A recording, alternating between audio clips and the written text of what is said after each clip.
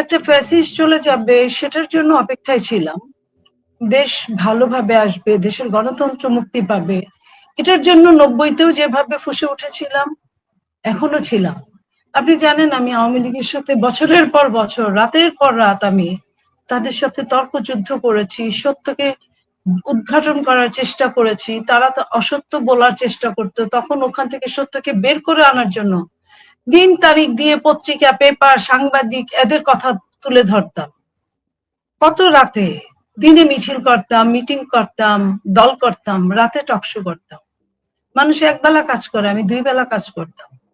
সেটা যে এই ধরনের ফলাফল পাবো, আমি নিজে একজন 24-এর যোদ্ধা, আমি নিজে একজন 90-এর যোদ্ধা। আমি 71 দেখিনি, বাট 71-কে আমি ধারণ করি। এটা যদি আমার অপরাধ হয়, আমি আমি আমি অনেককেই জিজ্ঞেস করেছি যে আমার পেছনে, আমি তো কখনো বাজে কথা বলি না, তাহলে আমার পিছনে এত লোক কেন লাগলো, একটা আইটি বাহিনী আমার পিছনে কেন লেলিয়ে দেওয়া হলো?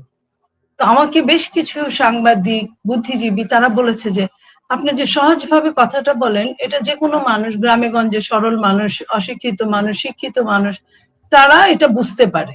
এই তাদের বুঝার জায়গাটায় শত্রুপক্ষের এইখানেই সমস্যা, যে আপনার কথা বুঝলে তো তারা এগোতে পারবে না।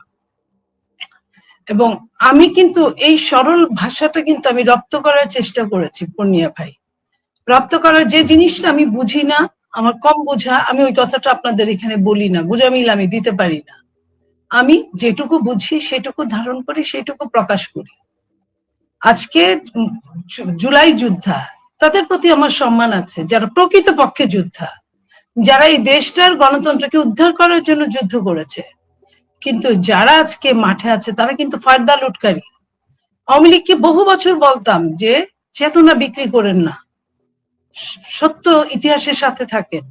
আওয়ামী লীগের একটা শ্রেণী মুক্তিযুদ্ধের চেতনা বিক্রি করতে বলে আজকে তাদের এই অবস্থা হয়েছে। আমি নিজে এই কথাগুলো, কারণ এটা তো সত্যি, এই দেশটার জন্য ওই সময়টা যারা যারা দেশের জন্য করেছে প্রত্যেকেরই অধিকার আছে এই দেশে। 90-এ যারা করেছে তাদেরও অধিকার আছে, 24-এ যারা করেছে তাদেরও অধিকার আছে, কিন্তু তারা কিন্তু যারা করেছে তারা কিন্তু ব্যাক টু দ্য প্যাভিলিয়ন। যারা ফয়দা নেওয়ার চেষ্টা করছে তাদের জ্বলুনি উঠেছে আমার কথায়, আমাদের কথায়, কারো কারো কথায়। এই জায়গাটা আসলে বাংলাদেশ, এবং বাংলাদেশে আমার অবস্থান হোক আমি তো চাইনি। বাংলাদেশের ধরনটাকে পাল্টে দেওয়ার জন্য তো ব্যবস্থা করেছি, সৎ থাকার চেষ্টা করেছি, সত্য কথা বলার চেষ্টা করেছি। সেটার জন্য যে এইভাবে অসত্যের কাছে নিজেকে বলি দিতে হবে, এটার জন্য আমি প্রস্তুত না। আমি মনে করি যে আমার যদি অন্যায়ের সঙ্গে প্রতিবাদ করে মৃত্যু হয়, আমি সেটা মেনে নিব, কিন্তু যার তার সাথে যে কোনো অবস্থায় আপোষ করা আমার ধাঁচে নাই। আমি আওয়ামী লীগের সাথে 15.5 বছর কোনো আপোষ করিনি। অনেকবার অনেকভাবে চেষ্টা করেছিল তারা আমার সাথে, অনেকভাবে কথা বলতে, তারা অনেক রকম লোভ দেখিয়েছিল। আমি সেই সব লোভে গলিনি, আমার দল জানে, আমার নেতা জানে। আমি সেই 24-এর নির্বাচনে আমি 5 দিন 6 দিন আমি আপনার ঢাকার বাইরে এতটা আন্ডারগ্রাউন্ডে লুকিয়েছিলাম যাতে আমাকে ধরে নিয়ে ইলেকশন না করাতে পারে। সেই আজকে আমাকে যখন এই ধরনের কথা বলা হয়, এর চেয়ে বোধহয় কষ্ট আর কিছু লাগে না। তবে এটাও ঠিক, যারা বলে তারা তো বাংলাদেশটাকে ধারণ করে না, আমি এটুকু ভালো করে জানি। যারা বাংলাদেশকে ধারণ করে তারা আমাদের কথা বুঝতে পারে। আপা, আমি একটা জিনিস সেটা যদি আমি মনে করি তখন আর ওই কষ্টটা লাগে। আমি একটু একদম গভীরে হাত দিতে চাই। দেখেন, আমরা বারবার আতঙ্কিত যে যদি যেমন সাকাত সাহেব যে প্রশ্নটা তুলেছিলেন, যদি দেশে, উনি তদন্তের কথা বলেছেন, বলেন নাই যে স্নাইপার রাইফেল ব্যবহার হচ্ছে রয়ে গেছে, বলছে যে এরকম দেখা গেছে। যদি থেকে থাকে যে স্নাইপার রাইফেল ওই সময় ব্যবহার হয়েছে রাইফেলটা, এটা যে ভবিষ্যতে হবে না, এটা দেশ থেকে ভেনিশ হয়ে যায়নি, বা দেশে কেউ ভাড়া এনে আবার অন্য দেশে পাঠিয়ে দিয়েছে, এমন তো আমরা ভাবতে পারি না। তাহলে এটা যে ভবিষ্যতে বিএনপির বিরুদ্ধে ব্যবহার হবে না, আবার সাধারণ মানুষের বিরুদ্ধে ব্যবহার হবে না, যদি থেকে বিরুদ্ধে আপনার বাইরে যদি অস্ত্র থাকে, অস্ত্র তো কথা বলে, অস্ত্র তো আপনি যেদিকে তাক করবেন সেদিকে যায়। আমি তো সেই কথাটাই বলেছি যে আমরা শুনেছি, আমরা শব্দ পাই নেই, এরকম শুনেছি আমরা যে এইসব দিয়ে গুলি করা হয়েছে। তো এইসব দিয়ে যদি গুলি করা হয় তাহলে অকেশনালি পুলিশের কাছে আমরা এটা দেখিনি, অকেশনালি। এখন আভ্যন্তরীণ ভাবে এসেছে কিনা আমি জানি না। তো এটা তাহলে কাদের কাছে, এই প্রশ্নটা আমার ছিল। আমি তো অন্য কিছু বলিনি। আর আমি তো মেটিকুলাস টিটুকুলাস কিচ্ছু বলিনি, এটা তো ডক্টর ইউনুস বলেছিলেন। ইউনুস বলার পরে থেকেই তো এটা একটা বিভিন্ন মুখে মুখে হয়ে গিয়েছিল। আর ডিজাইনের কথা বলা হয়েছে, কোনো নাম্বার দিয়ে ডিজাইন না, মেটিকুলাস টেটুকুলাস না, ডিজাইনের কথা। আচ্ছা আপনি বলেন, ডিজাইন ছাড়া, কোনো প্ল্যান করা ছাড়া কোনো যুদ্ধ করা যায়? কোনো প্ল্যান করা ছাড়া কাউকে মারা যায়? কোনো প্ল্যান করা ছাড়া কাউকে আহত করা যায়? আমি এই কথাগুলো, আমি যোদ্ধাদের পক্ষ হয়ে কথা বলেছি যে তাদের যারা মারলো তারা কারা? তারা ষড়যন্ত্রকারী। এটা তো আসলে বলার কোনো অপেক্ষা থাকে না। তো এটা প্রতিপক্ষ বলতে পারতো, তারা ছাত্রলীগ, তারা যুবলীগ, তারা আওয়ামী লীগ, তারা সরকারি লোক, তারা গোয়েন্দা সংস্থা, বলতে পারতো। সেটা তারা কিছু বলে নাই। আমি তো পজিটিভলি কথা বলেছি, আপনি নেগেটিভে নিচ্ছেন কেন? তারা সত্যটা বের হইতে দিবে না। এটা তদন্ত করলে অসুবিধাটা কোথায়? তদন্তে তো কোনো সমস্যা নাই। জাতি যদি জেনে যায় যে হ্যাঁ এই স্নাইপার রাইফেল গুলো তদন্ত একবারে যায়, কেন সাক্ষর নাইবি বলবে? শোনে, কেন আপনার বলবে, কেন আমি বলবো? আমরা তদন্তের কথাই তো বলছি যে এটা বের করুক, এটা কিভাবে হলো, এই প্রশ্নবোধক চিহ্ন, এটা কিভাবে হলো?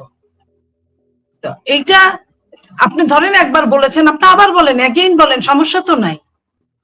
সেইখানে এটার সাথে আমার নেগেটিভনেস এর সম্পর্ক আসলো কোথা থেকে? আমি আরেকটা প্রসঙ্গে যাই আপা। একটা জুলাইয়ের পরে এমন একটা অশ্লীল সমাজ তৈরি হয়েছে। আপনার জেনারেশন, আমরা কাছাকাছি জেনারেশন মানুষ, আমাদের পরিবার, আমাদের বৃহত্তর ময়মনসিংহের সাধারণ মধ্যবিত্ত পরিবার যারা, বা যারা শিক্ষা দীক্ষার সঙ্গে সম্পৃক্ত হয়েছে, কোনোদিন এমন কিছু শব্দ আমি আমার জেনারেশনের কথা মনে করতে চাই যে আমার জেনারেশনে কি আমি শব্দগুলো উচ্চারণ করেছি কিনা, বন্ধু বান্ধবের আড্ডার ছলে উচ্চারণ করেছি না, এমন অশ্লীল শব্দ আনুষ্ঠানিকভাবে রাজনীতির ময়দানে। এই যে আপনি 90-এর আন্দোলন করেছেন, 90-এর আন্দোলন কি আপনি গালি না দিয়ে পরাজিত হয়ে গেছেন? গালি দিয়ে আপনাকে জিততে হয়েছে, অশ্লীল গালি দিয়ে। এবং এই যে অশ্লীল গালির একটা ট্রেন্ড চালু হয়েছে, এবং তারা এখন বলছে যে এটা একটা স্পিরিট, একটা জেনারেশনকে কিভাবে নষ্ট করে দিল। আপনার কি মনে হয় যে এই অশ্লীল গালিগুলা এই জুলাই পরবর্তী যে জেনারেশন, যাদের কথা আপনি বলছেন যে সেই জুলাই যোদ্ধারা এখন পুনরায় লুণ্ঠনকারীরা, তারা কি লুণ্ঠনের প্রয়োজনে একটা জেনারেশনকে এসব অশ্লীল গালি দিয়ে নষ্ট করতে চাচ্ছে? দেখেন, আমি এই যে গালির কথা বললেন, আমি না স্তম্ভিত হয়ে যাই এইসব গালি শুনলে, যে এটা ফুরফুর করে কি বের হচ্ছে। এগুলো যে গালি আমি তাও জানতাম না, কারণ এইভাবে যে শব্দগুলো তারা ব্যবহার করে, আমি কিন্তু গ্রামের মেয়ে, গালি আমিও জানি। না দিতে পারলেও গালি যে শুনি নাই তা কিন্তু না। রাস্তাঘাটে বচ্চা হলে কি বলে, রিক্সাওয়ালা, কাজের লোক, কি খুস্তিকায়, আপনিও জানেন আমিও জানি। বাট তাদের ওই গালির মধ্যেও এই গালিগুলো পড়ে না। কি অভিনব গালি! এবং এটা যে অশ্লীলতার যে জিনিসগুলো আপনি কখনো শুনেন নাই, এবং সেটা যদি নেগেটিভ ভাবে বলা হয়, সেটা কিন্তু ভীষণ অশ্লীল মনে হয়। সেই অশ্লীলতা আমি তাদের মুখের গালিগুলো দেখি আর নিজের সন্তানদের মাপি, মনে মনে। বাইরে প্রকাশ করতে লজ্জা লাগে, ভয় লাগে যে এরাও যদি আবার এমন হয়ে যায়। আমি দেখি যে আমি আমার ঘরে আমি জানি আমার বাচ্চারা একটা তার কেয়ারটেকারকে একটা জোরে শব্দ করে কথা বলতে লজ্জা পায়, অপমানিত বোধ করে, এবং সে এটাকে ম্যানারলেস মনে করে। সেইখানে ওদেরই তো সমবয়সী তারা। তাহলে এটা হয় কিভাবে? ওই যে আপনি বললেন পারিবারিক শিক্ষা, এটা কিন্তু একটা বিরাট জিনিস। এই জায়গাটা আমি কিন্তু এটা বলবো যে পারিবারিক শিক্ষায় শিক্ষিত কেউ গালি দিতে পারে না, নেভার এন্ড নেভার। আমি এই পরিবেশটা থেকে মুক্ত হতে চাই। আমি আমার সন্তানদেরকে ভয় পাই। আমার সন্তান মানে আমার ঘরের সন্তান তা না, আপনার সন্তানও আমার সন্তান, আরো 10 জনের সন্তানও আমার সন্তান। যদি আমি এদের জন্য কাজ করি, তাহলে তো আমার এরকমই মনে হবে, একটা সন্তানের জন্য বিপথে না যায়। তা এই যে এই জায়গাটা, এই যে বলে না যে রক্ত মানুষকে নষ্ট করে না, পরিবেশ মানুষকে নষ্ট করে। এই কি পরিবেশের মধ্যে আমাদের দিন যাচ্ছে আমরা জানি না। আপা, গত এই 2-3 দিন আপনার ঘটনা যেদিন থেকে শুরু হলো, এরপর পরের দিন থেকে, মানে 1 তারিখ থেকে একটা সাংঘাতিক ঝড় চলছে বলা যায়। একদিকে আমাদের প্রয়াত কথা সাহিত্যিক হুমায়ুন আহমেদের স্ত্রী মেহের আফরোজ শাওন, আর ভার্সেস হচ্ছে টোটাল জুলাই যোদ্ধা বলে যারা এখন মাঠে আছে, এখন মাঠের জুলাই যোদ্ধা যারা, মানে ধরেন জুলাইয়ের পরে যারা বিভিন্ন রকম আয় রোজগার করেছে, বিভিন্ন যে গালি টালি দিয়েছে, এই দুই পক্ষ। এবং শেষ পর্যন্ত আজকে গিয়ে দেখলাম যে মেহের আফরোজ শাওন, তারপরে ফিল্মের নায়িকা, আপনার একজন নায়িকা এবং আরো একজনের নামে, তাদের নামে জিডি পর্যন্ত হয়েছে। তো মেহের আফরোজ শাওন যেভাবে আক্রান্ত হচ্ছে, তার দিক থেকে এখানে তারও আবার একটা ভাষার চয়েস আছে, যে ভাষার চয়েসটা নিয়ে গন্ডগোলটা লেগেছে, সেটাও আবার একটা আপত্তিকর জায়গা আছে নিঃসন্দেহে। কিন্তু ব্যাপারটা কোথায় যেন একটা 3টা 4টা 5টা লাইনে তাকে এত কাঁপিয়েছে যে সালাউদ্দিন আম্মার সে একটা মানুষের মুখ থেতলে দেওয়ার জন্য হুমকি দিয়েছে যে মেহের আফরোজ শাওনকে পিটিয়ে তার নাক মুখ ফাটিয়ে দিতে পারলে 2 লাখ টাকা পুরস্কার দেওয়া হবে। আসলে কি হচ্ছে এই বিষয়টা নিয়ে?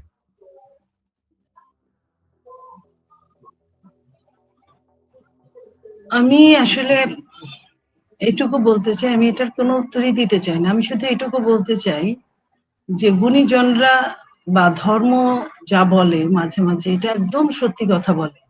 ইসলামে যেমন বলা আছে যে কিয়ামতের আগে ঘাট অঘাট হবে, অঘাট ঘাট হবে। আমি না ছোটবেলা এই কথাটা আমি কয়েকবার আমার মায়ের কাছে শুনতাম।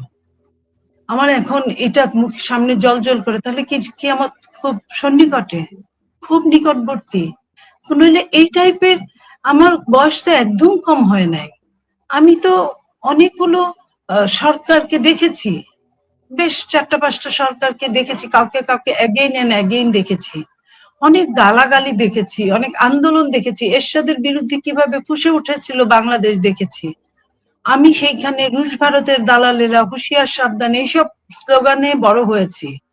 আমি বিশ্ববিদ্যালয় কলেজগুলোতে চিকামারা দেখে বড় হয়েছি, যেটাকে আমরা এখন গ্রাফিতি বলে, কি বলে, আমরা চিকামারা বলতাম, আপনি নিশ্চয়ই মনে আছে। হ্যাঁ এইসব দেখে, হ্যাঁ এইসব দেখে বড় হয়েছি আমি। এইখানে এই এই শব্দগুলোর আমি ডিকশনারি, তো বাংলা ডিকশনারি তো অনেক সময় এই শব্দগুলো ওইভাবে আসে না। আমি কিভাবে বলবো যে আমি অসুস্থ হয়ে যাই এই শব্দগুলো।